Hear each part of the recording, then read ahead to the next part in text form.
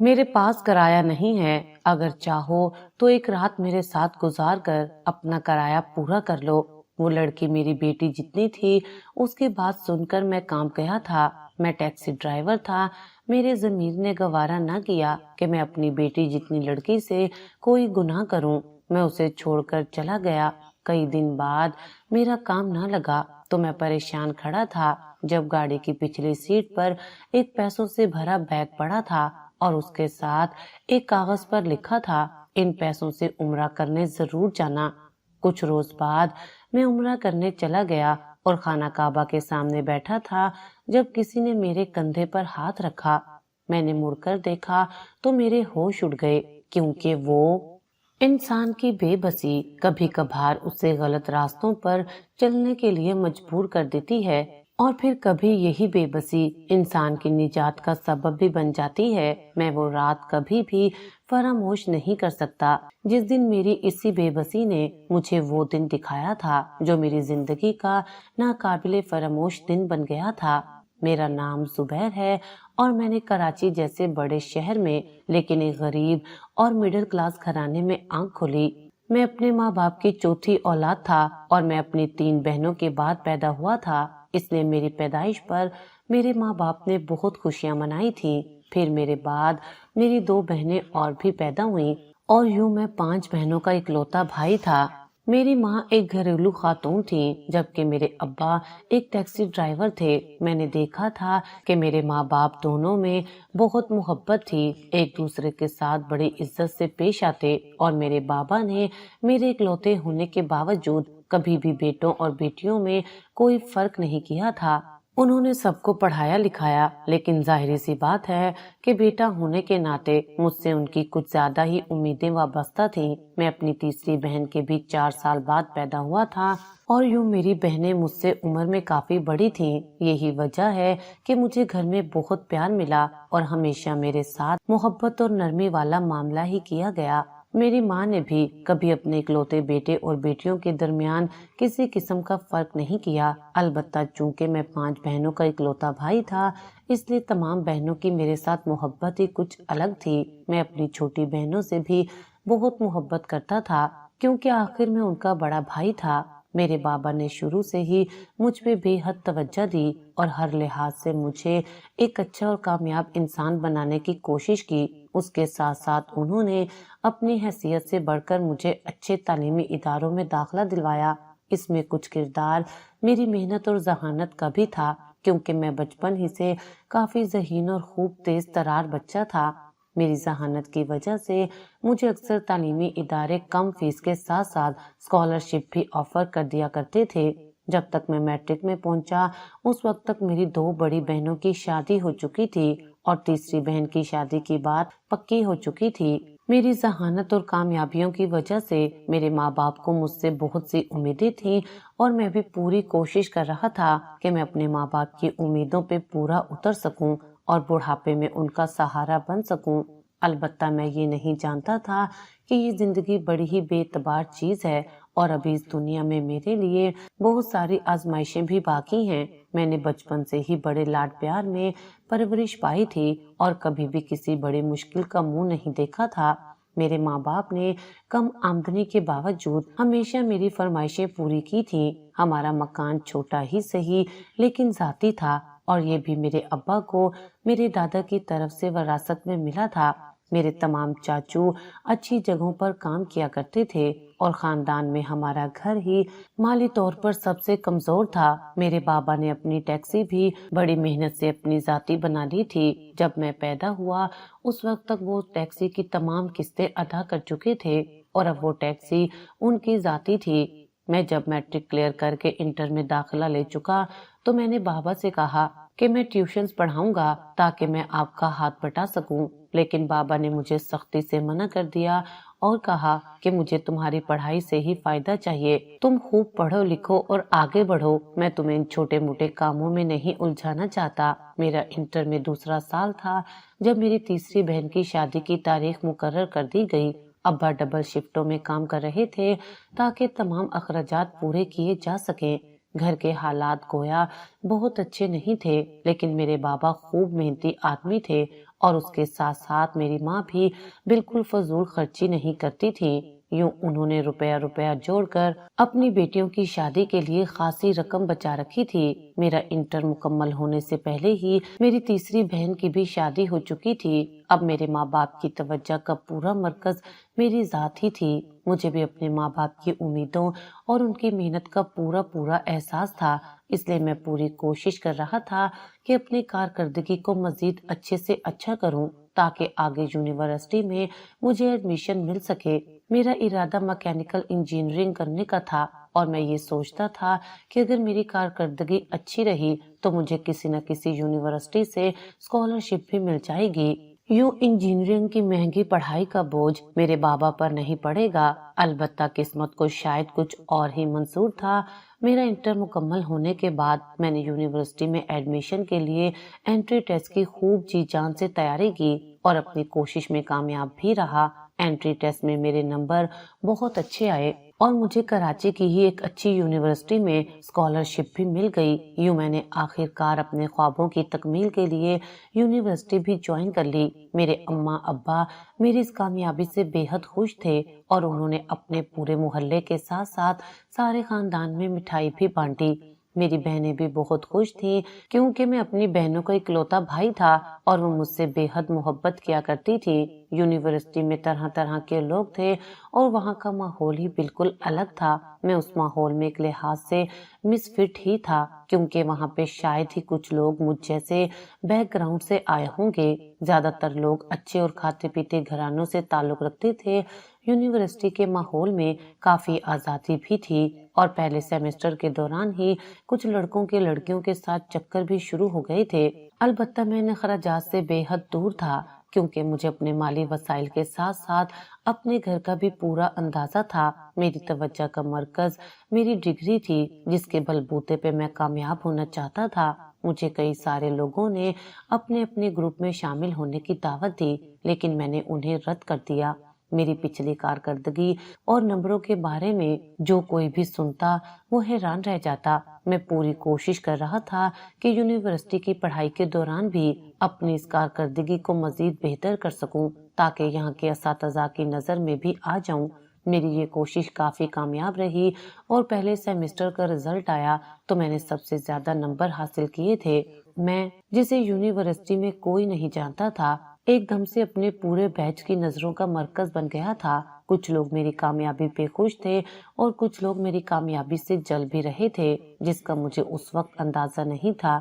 میری اچھی کارکردگی کی وجہ سے مجھے اپنے اگلے سیمسٹر کے لیے بھی اسکالرشپ مل گئی اور یوں اگلے سیمسٹر کی فیس کے لیے بھی میرے بابا کو بالکل بھی پریشان نہیں ہونا پڑا۔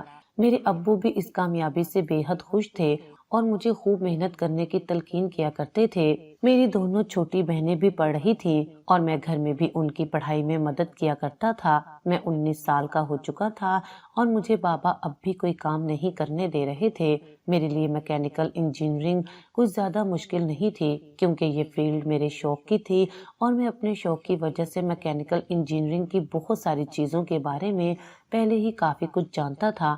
دوسرا سیمسٹر جاری تھا اور مڈ ٹرم امتحانات ہو چکے تھے کہ جب ہمارے گھر پہ قیامت ٹوٹ پڑی۔ میرے ابو ایک رات سوئے تو اگلے دن اٹھ نہیں سکے۔ نیند کے عالم میں ہی نہ جانے کیسے انہیں ہارٹ اٹیک ہوا اور وہ اپنے رب کے حضور پہنچ گئے۔ یہ ثانیہ ہمارے گھر کے لیے محض ثانیہ نہیں بلکہ قیامت تھا۔ ابو ہمارے گھر کے واحد کفیل اور بڑے تھے۔ پورے خاندان میں سے کوئی بھی ان کے برابر نہیں آ سکتا تھا اور نہ ہی ان کے بعد کوئی ہمارے سر پر ہاتھ رکھ سکتا تھا۔ ویسے ہی میری کامیابیوں کی وجہ سے اور ابو کی محنت کی وجہ سے تمام لوگ ہم سے جلتے تھے۔ اس ثانیہ نے مجھے مجبور کر دیا کہ میں اپنی پڑھائی کو خیر بات کہہ دوں اور اپنے گھر کو سنبھالوں۔ آج تک بابا نے مجھے باہر کی دنیا کی ہوا نہیں لگنے دی تھی اور میں اب تک اپنے باپ کے سر پر ہی پل رہا تھا۔ البتہ یہ وقت تھا کہ جب میں آگے بڑھتا اور اپنے گھر کو بچانے کی کوشش کرتا۔ اس صدمے کی وجہ سے میری امی تو بستر کی ہی ہو کر رہ گئی تھی۔ خود ہمارا حال بھی کچھ مختلف نہیں تھا لیکن اب میں گھر کا اکلوتا مرد تھا اور مجھے مرد ہونے کی ذمہ داری بھی نبھانی تھی۔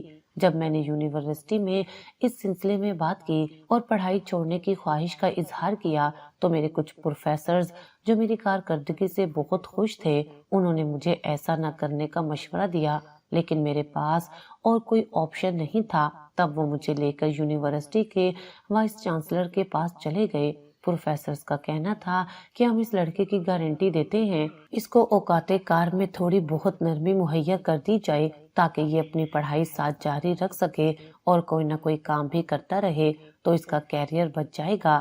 وائس چانسلر نے تھوڑی بہت بحث کے بعد ان پروفیسرز کی ضمانت پہ یہ مشورہ منظور کر لیا، اور یوں میں نے اپنے دوسرے سیمسٹر کی پڑھائی کے ساتھ ساتھ ہی اپنے ابو کی چھوڑی ہوئی ٹیکسی چلانا شروع کر دی۔ ابو مجھے ٹیکسی چلانے کی تربیت تو پہلے ہی دے چکے تھے، البتہ انہوں نے مجھے اس کو بطور کاروبار نہیں سکھایا تھا، بلکہ اس امید پہ سکھایا تھا کہ کسی دن میرے پاس اپنی گاڑی ہوگی جسے میں خود سے ڈرائیو کر سکوں گا۔ زندگی کے کھیل بڑے نرالے ہوتے ہیں۔ اب میں اپنے ہی ابو کی سیٹ پہ بیٹھ کر اسی ٹیکسی کو چلا رہا تھا کہ جسے چلا چلا کر ابا نے اتنے سالوں تک اپنے خاندان کی پرورش کی تھی۔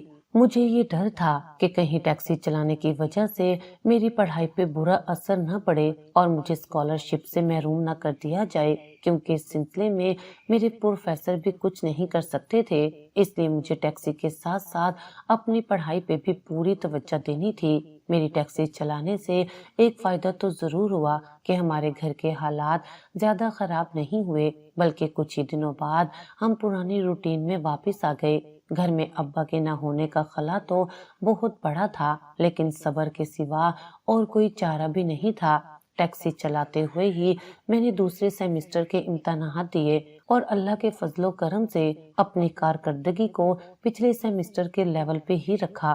اس بار بھی میں نے اپنے پورے بیچ میں ٹاپ کیا تھا، جس پہ میری گارنٹی دینے والے پروفیسر صاحبان بھی بہت خوش تھے۔ انہوں نے تو مجھے دوسری قسم کی مدد کی بھی آفر کی تھی، لیکن میں نے خودداری کی وجہ سے انکار کر دیا تھا۔ اب چونکہ میرا زیادہ تر وقت ٹیکسی چلانے اور پھر کلاس کے نوٹس لینے میں ہی گزر جاتا تھا، اس لیے باقی کلاس میں میرا ملنا جلنا بہت کم ہو گیا تھا۔ میرا یونیورسٹی میں بس ایک ہی دوست بنا تھا جس سے میرا رابطہ رہتا تھا۔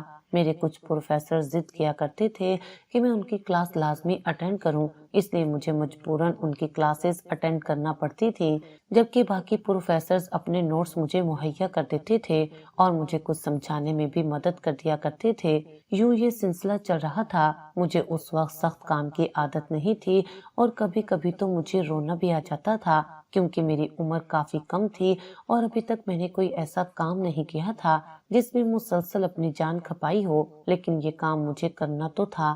اماں بھی میری طرف سے بڑی فکر مند تھی اور ان کی صحت بھی ابا کے جانے کے بعد روز گرتی ہی جا رہی تھی۔ میں چند گھنٹے یونیورسٹی میں دیتا اور اس کے بعد تقریباً رات کو بہت دیر تک ٹیکسی چلایا کرتا تھا۔ ڈکیتی کے ڈر سے میں زیادہ تر مصروف شاہراہوں پہ ہی ٹیکسی چلاتا تھا، ویسے بھی وہاں سے سواری ملنے کے امکانات زیادہ ہوتے تھے۔ میں پوری جان مار کر کوشش کر رہا تھا کہ نہ تو میری پڑھائی متاثر ہو اور نہ ہی میرا کام متاثر ہو۔ میری پوری کوشش ہوتی تھی کہ میں کم از کم اتنے ہی پیسے روز گھر لے جاؤں جتنے بابا روز گھر میں لایا کرتے تھے، تاکہ گھر کے خرچ کے ساتھ ساتھ میری دونوں چھوٹی بہنوں کے خرچے بھی چل سکیں اور کم از کم ان کی پڑھائی متاثر نہ ہو۔ میری تینوں بڑی بہنیں تو اپنی زندگی میں خوش تھیں، لیکن انہیں بھی میری بڑی فکر رہا کرتی تھی اور وہ جیسے جتنی ہو سکے میری مدد کر دیا کرتی تھی۔ زندگی ایک لحاظ سے میرے لیے پہاڑ ہی بن چکی تھی اور مجھے سمجھ نہیں آتی تھی کہ آخر میں سب کے ساتھ اپنی پڑھائی کیسے جاری رکھوں۔ پھر بھی جیسے تیسے میں اپنی پڑھائی کو جاری رکھے ہوئے تھا۔ میں رات 12 بجے کے بعد گھر آتا تو اماں اور بہنیں میری فکر میں جاگ رہی ہوتی تھی۔ میں انہیں بہت کہتا تھا کہ آپ سو جایا کریں، لیکن اپنے اکلوتے اور واحد بھائی اور بیٹے کے لیے آخر انہیں کیسے سکون آ سکتا تھا۔ کھانا کھا کر میں دن بھر کی پڑھائی کرنے کے لیے بیٹھ جاتا اور رات کو کہیں 3-4 بجے سوتا تھا۔ صبح 8 بجے اٹھ کر پھر 9 بجے یونیورسٹی جاتا اور وہاں سے دوپہر کو 2 یا 3 بجے نکل کر ٹیکسی چلانا شروع کر دیتا۔ میری یہ روٹین بڑی لگی بندھی سی تھی اور مجھے آرام کے لیے بہت کم وقت ملا کرتا تھا۔ زیادہ تر میں اپنی نیند اتوار کے دن ہی پوری کیا کرتا تھا، جب مجھے یونیورسٹی سے چھٹی ہوا کرتی تھی۔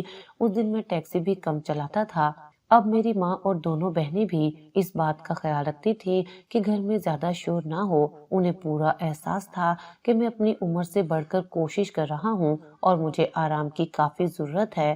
میری بہنیں بے شک مجھ سے چھوٹی تھی، لیکن وہ میرا بہت خیال رکھا کرتی تھی۔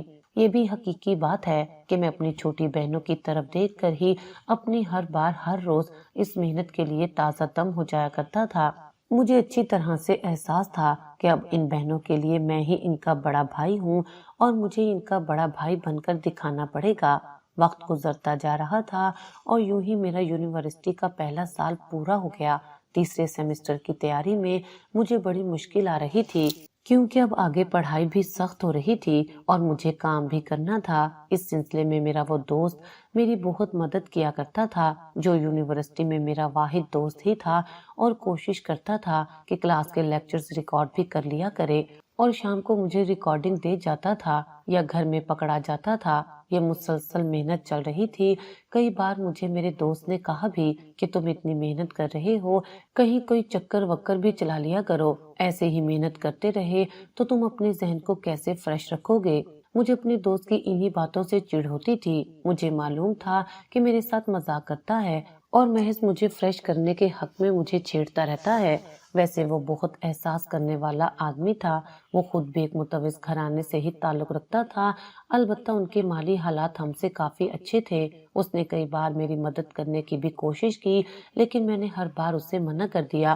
میری دونوں چھوٹی بہنیں مجھ سے ایک سال ہی چھوٹی تھیں اور میں 21ویں سال میں تھا، تو میں اپنی دونوں بہنوں کو پڑھانا چاہتا تھا، لیکن میری ماں کو ان کی شادی کی فکر پڑ گئی تھی۔ میں اپنی ماں کے احساسات کو سمجھتا تھا کہ ابا کے جانے کے بعد انہیں زندگی پر اعتبار نہیں رہا اور وہ اپنی زندگی میں ہی اپنی تینوں باقی اولادوں کی بھی شادی کر دینا چاہتی ہیں۔ میں نے انہیں سمجھانے کی بہت کوشش کی، لیکن جب وہ نہیں سمجھی تو میں نے ان پہ زیادہ زور بھی نہیں ڈالا۔ اب میری ماں میری آمدنی کو جوڑ جوڑ کر میری بہنوں کے لیے جہیز تیار کر رہی تھی اور ساتھ ہی ساتھ ان کے رشتے بھی دیکھ رہی تھی۔ یہی وجہ تھی اب میں نے زیادہ وقت ٹیکسی میں لگانا شروع کر دیا تھا۔ جب تک کوئی سواری نہیں ملتی تھی تو میں ٹیکسی میں بیٹھ کر ہی پڑھتا رہتا تھا۔ زندگی مشکل سے مشکل ہو رہی تھی، لیکن مجھے اپنی بہنوں کے لیے کچھ نہ کچھ تو کرنا ہی تھا۔ اماں کو بڑی فکر تھی کہ جب یہ دونوں بیاہ کر اپنے گھر چلی جائیں گی تو میرا کیا بنے گا اور گھر کیسے سنبھالا جائے گا، لیکن میں ہر بار ہی انہیں تسلی دے دیا کرتا تھا کہ کچھ نہ کچھ تو ہم کر ہی لیں گے۔ اماں کی بڑی کوشش تھی کہ کسی طرح سے دونوں بہنوں کے لیے کوئی اچھا رشتہ مل جائے اور دونوں کو وہ ایک ساتھ ہی بیاہ کر رخصت کر دے۔ ویسے بھی دونوں کی عمر میں 1 سال کا ہی فرق تھا، تو وہ دونوں ایک جیسی ہی لگا کرتی تھی اور ان دونوں کی آپس میں بھی بہت دوستی تھی۔ انہوں نے اس بات پہ کافی احتجاج کیا کہ اتنی کم عمری میں ان کی شادی کیوں کی جا رہی ہے، لیکن اماں نے انہیں سمجھا دیا اور میں نے بھی انہیں کہا کہ بہنوں، جب تک میں ہوں میں تمہارا ساتھ دیتا رہوں گا اور کوشش کروں گا کہ تمہاری شادی کسی ایسے گھر میں ہی ہو جہاں پر تمہاری پڑھائی چلتی رہے۔ جہاں تک مجھ سے ہو سکا میں تمہارا ساتھ دوں گا اور تمہاری پڑھائی بھی مکمل کراؤں گا۔ آخر کار ہم نے انہیں سمجھا بجھا کر راضی کر ہی لیا۔ ویسے بھی وہ اپنے گھر کے حالات کو جانتی تھی، تو دونوں نے کچھ زیادہ ضد نہیں کی تھی۔ اب اماں تیزی سے رشتے تلاش کر رہی تھی، حالانکہ ان کی صحت ان کا ساتھ نہیں دیتی تھی۔ اس دوران میرا دوسرا سال بھی پورا ہونے والا تھا، تبھی خوش قسمتی سے اماں کو ایک ایسے گھر میں دونوں رشتے مل گئے جو دونوں آپس میں بھائی ہی تھے اور دونوں جڑوا بھائی تھے۔ جڑوا ہونے کے باوجود ان کی شکلوں میں اچھا خاصا فرق تھا اور وہ دونوں پہچانے بھی جاتے تھے۔ وہ گھرانہ بھی ہم جیسا ہی تھا اور وہ دونوں بھائی بھی ابھی پڑھ ہی رہے تھے۔ وہ گھر کافی سلجھا ہوا تھا۔ میں نے بھی اپنی استطاعت کے مطابق پوری طرح سے تحقیق کی اور اپنے دوست کی بھی مدد لی۔ جب ہم پوری طرح سے مطمئن ہو گئے تو ہم نے رشتے کے لیے ہاں کر دی۔ اب میرا یونیورسٹی کا تیسرا سال تھا اور ہم نے شادی کے لیے ان سے 6 ماہ کا وقت لیا تھا۔ ان دونوں لڑکوں کے ابا بھی وفات پا چکے تھے، البتہ ان کی کچھ پراپرٹی تھی جس کے کرائے سے ان کی گزر بسر ہو رہی تھی۔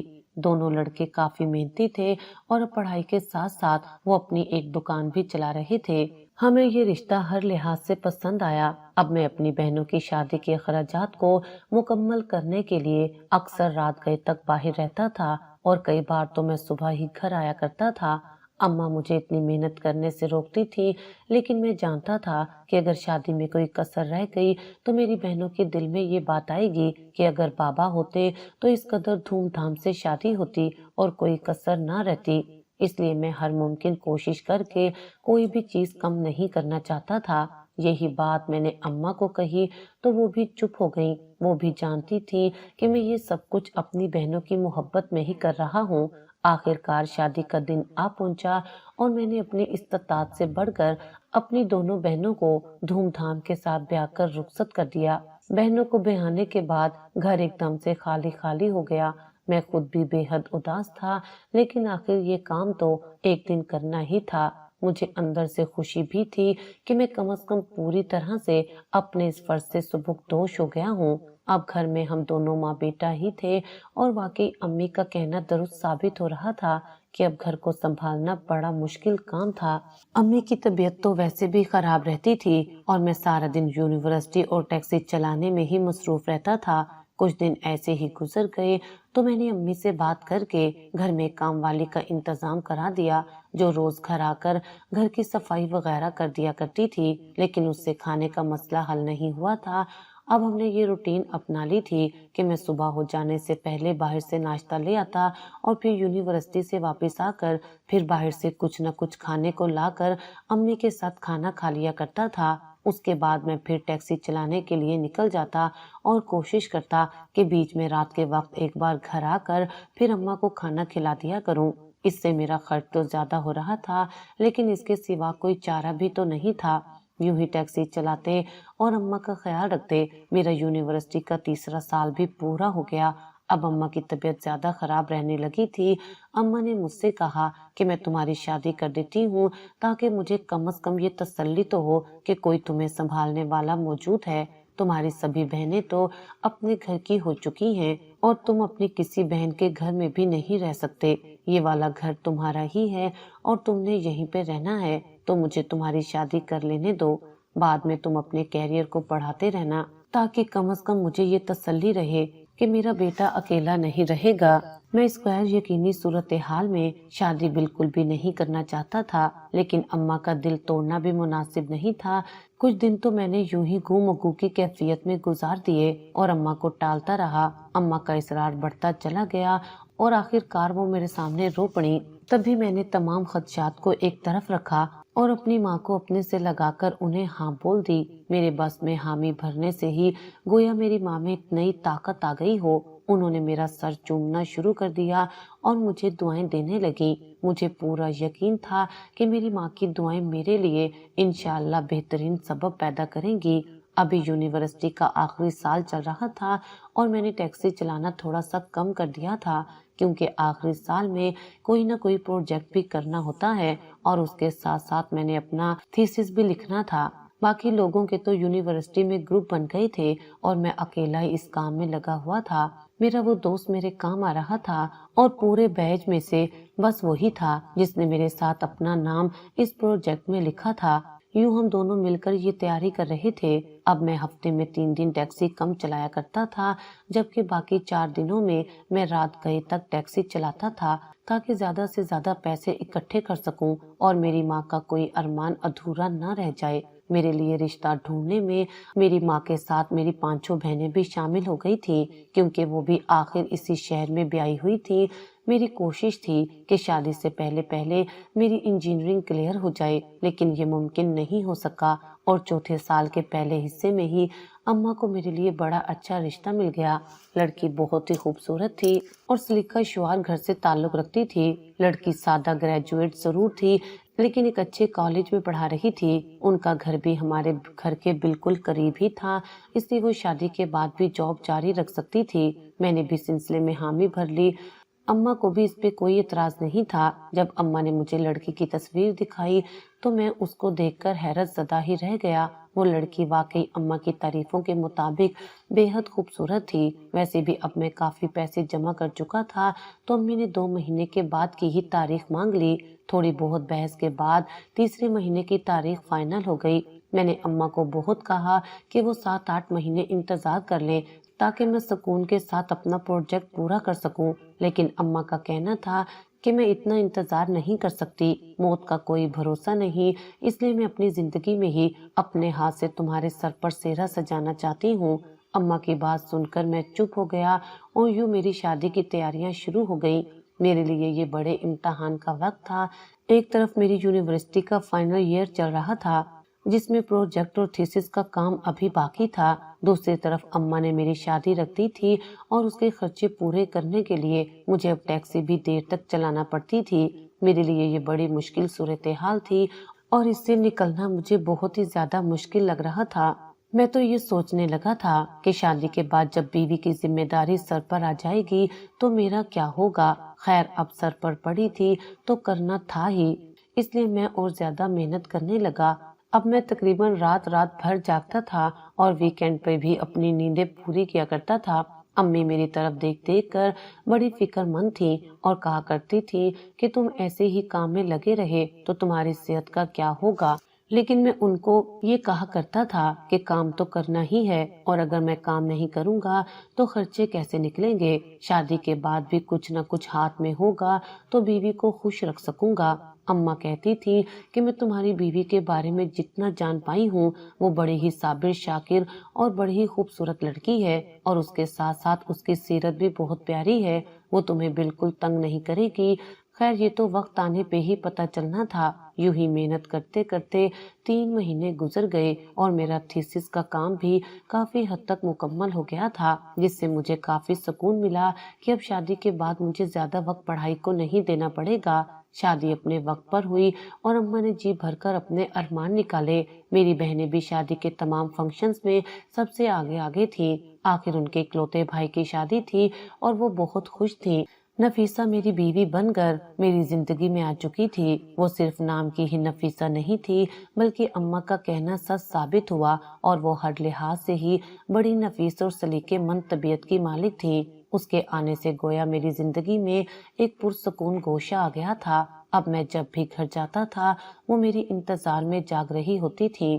اپنی زندگی کے ساتھی کو اپنے ساتھ چلتے ہوئے دیکھنا اور محسوس کرنا ایک بڑا ہی خوشگوار تجربہ تھا۔ شادی کے 2 ماہ بعد ہی میرا تھیسس بھی کمپلیٹ ہو چکا تھا جسے میں نے یونیورسٹی میں جمع کروا دیا تھا اور اپنا پروجیکٹ بھی میں اس سے پہلے ہی یونیورسٹی میں جمع کروا چکا تھا۔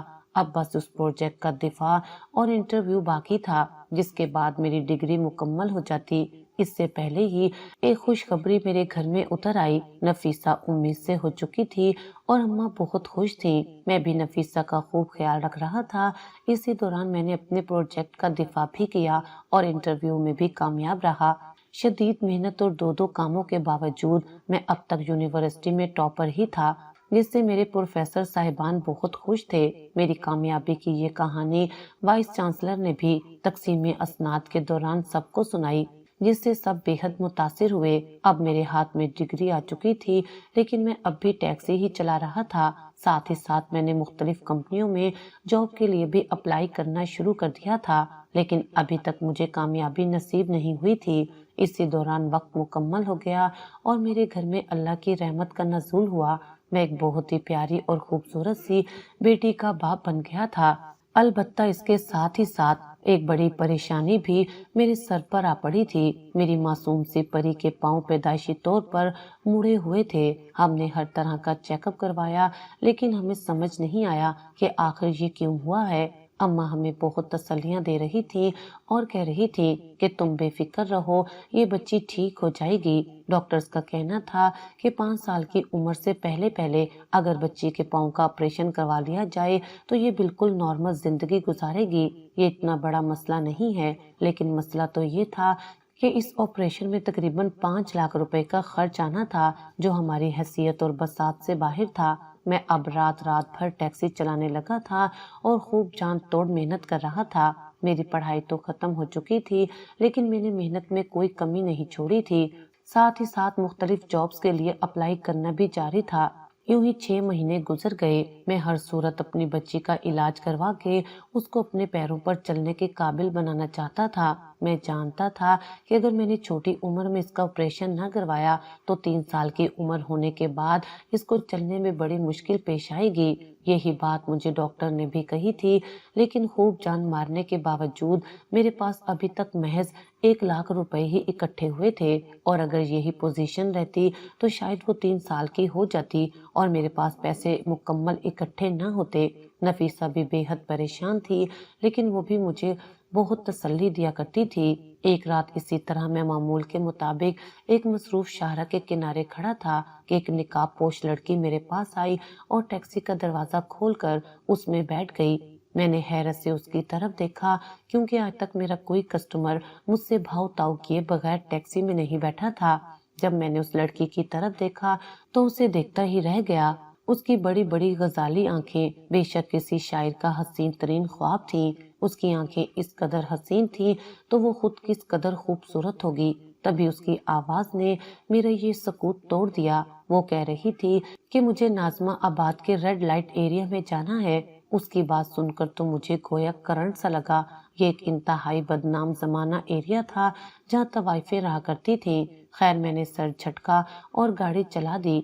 जब हम मंजिल पर पहुंचे तो मुझे वो कहने लगी कि मेरे पास किराया नहीं है, अलबत्ता तुम चाहो तो मुझसे फायदा उठा सकते हो।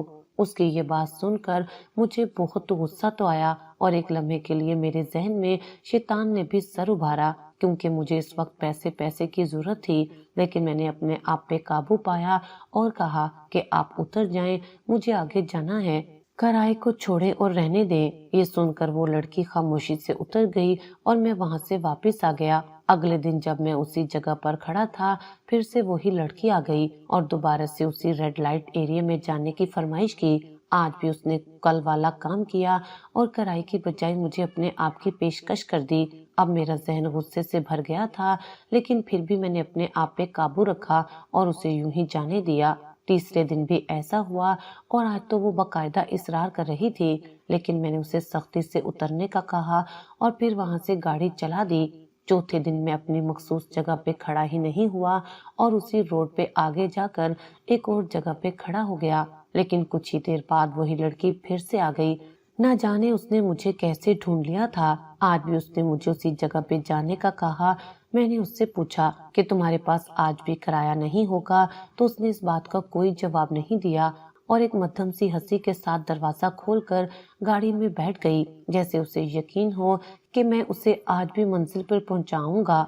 मैंने दिल में सोचा कि शायद ये भी अल्लाह की तरफ से कोई आजमाइश है, इसलिए चुप करके गाड़ी में बैठा और उसे उसकी मंजिल पर उतार कर बगैर उसे कुछ कहे वापस आ गया। अभी रात ज्यादा नहीं बीती थी और मैं फिर से एक रोड के किनारे खड़ा सोच रहा था कि काश आज मुझे कुछ अच्छी सवारियां मिल जाएं तो मेरी आमदनी कुछ बेहतर हो जाए। यही सोचते सोचते मैंने गाड़ी में से कपड़ा निकाला और गाड़ी की सफाई करने लगा। तभी मेरी नजर पिछली सीट पे पड़े हुए एक छोटे से ब्रीफ केस पर पड़ी। मैं सोचने लगा कि आखिर ये किसका हो सकता है।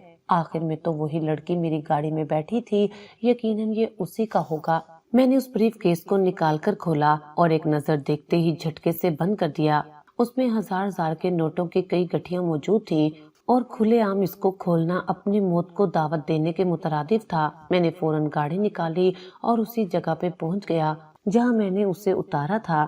मैंने उसे बहुत ढूंढने की कोशिश की, लेकिन वो मुझे कहीं नहीं मिली। आखिरकार मैं घर आ गया और अपनी बीवी से इस वाक़ये का जिक्र किया। ये सारा माजरा सुनकर मेरी बीवी भी बेहद हैरान हुई और उसने कहा कि आप ब्रीफ केस लाएं, हम इसे खोलकर देखते हैं, शायद इसमें उस लड़की का कोई अता पता मौजूद हो। जब हमने ब्रीफ केस खोला तो देखा उसमें 10 लाख रुपए मौजूद थे और साथ ही एक लिफाफा भी रखा हुआ था। हमने उस लिफाफे को खोला तो अंदर से एक छोटा सा लिफाफा और निकला, जिसके साथ साथ एक छोटा सा सफेद कागज भी था। उस पे लिखा था कि ये रकम अपनी बच्ची के इलाज के लिए इस्तेमाल में लाएं और उसके बाद ही दूसरे लिफाफे को खोलकर पढ़िएगा। ये मेरी आपसे इल्तजा है। उसके अलावा उस पे कुछ भी नहीं लिखा हुआ था। मैंने और मेरी बीवी ने पहले तो सोचा कि हम दूसरे लिफाफे को भी खोल लेते हैं, लेकिन फिर रहने दिया और सोचने लगे कि शायद ये भी अल्लाह की तरफ से कोई इमदाद ही है। अगले ही दिन मैंने अपनी बच्ची के ऑपरेशन के लिए अपॉइंटमेंट ले ली और 2 हफ्तों बाद ही मेरी बच्ची का ऑपरेशन हो गया। इस दौरान मैं बराबर टैक्सी चलाता रहा था और अपनी बच्ची के इलाज के अलावा मैंने उन रुपयों में से 1 रुपया भी किसी और जगह पर खर्च नहीं किया था। हॉस्पिटल में ऑपरेशन पे और बाकी अखराजात पे पूरे 5 लाख रुपए ही खर्च हुए और यूं 5 लाख रुपए बाकी बच गए। جب میری بچی بالکل صحت یاب ہو گئی اور اس کے پاؤں بالکل ٹھیک ہو گئے تو ہماری خوشی کا کوئی ٹھکانہ ہی نہیں تھا۔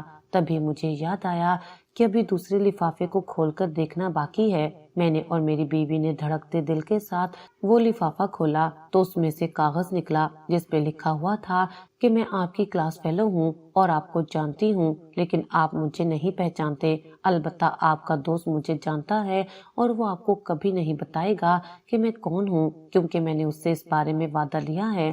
اس لیے آپ بھی اسے مجبور مت کیجیے گا۔ میں آپ کو بہت پسند کرتی ہوں، لیکن ہمارے درمیان سٹیٹس کا بہت بڑا فرق تھا جس کے بارے میں سوچتے سوچتے میں نے وقت ضائع کر دیا اور آپ کی شادی ہو گئی۔ اس کے بعد بھی میں نے آپ کی زندگی میں آنے کا سوچا، لیکن تبھی مجھے آپ کی بچی کے بارے میں آپ کے دوست سے پتہ چلا۔ میں نے آپ کی شادی شدہ زندگی کو خراب کرنا مناسب نہیں سمجھا اور اپنے باپ کو ایک رشتے کے لیے ہاں کر دی ہے۔ جس وقت آپ یہ تحریر پڑھ رہے ہوں گے اس وقت تک میری شادی ہو چکی ہوگی۔ یہ میری محبت تھی جس کی وجہ سے میں نے آپ کا یہ مسئلہ حل کروانے کے بارے میں سوچا اور اسے میری طرف سے اپنی بچی کے لیے گفٹ سمجھ لیں۔ میں جانتی ہوں کہ آپ میری طرف سے کسی بھی گفٹ کو قبول نہیں کریں گے، لیکن یہ میری جانب سے اس ننھی سی پری کے لیے ایک تحفہ ہے۔ آپ چاہیں تو اسے اپنے استعمال میں لا کر کوئی کاروبار کر سکتے ہیں۔ مجھے ڈھونڈنے کی کوشش مت کیجیے گا کیونکہ یہ بیکار رہے گا۔ میں یہ سب پڑھ کر بہت حیران ہوا اور مجھ سے زیادہ تو حیران میری بیوی تھی۔ وہ کہنے لگی کہ یقین نہیں آتا کہ اس دور میں بھی آپ جیسا کوئی بدھو اس دنیا میں موجود ہو سکتا ہے جسے کسی لڑکی کی پسندیدگی کا پتہ بھی نہیں چلا۔ میں اس کے اس سوال کا کیا جواب دیتا کیونکہ میں ان کاموں میں کبھی شامل ہی نہیں رہا تھا۔ میں نے اپنے دوست سے رابطہ کیا تو اس نے بھی اس بات کی تصدیق کر دی، لیکن کچھ بھی بتانے سے انکار بھی کر دیا۔ میں نے بھی اس کا وعدہ توڑنا مناسب نہیں سمجھا اور خاموش ہو گیا۔ بچے ہوئے 5 لاکھ روپوں میں سے میں نے اپنا ذاتی کاروبار شروع کیا اور آج میں ایک چھوٹی لیکن کافی مناسب بخش کمپنی کا مالک ہوں۔ ان پیسوں میں جو خلوص نیت سے دیے گئے تھے واقعی بڑی برکت ہوئی اور اب میری بچی بھی اپنے پیروں پر دوڑتی پھرتی ہے۔ یہ تھی میری زندگی کی کہانی جس میں مجھے اللہ کی طرف سے یہ غیبی امداد ملی۔ میری کہانی کے بارے میں آپ کی کیا رائے ہے؟ اس کا اظہار، اس کا جواب کمنٹ سیکشن میں ضرور دیجیے گا۔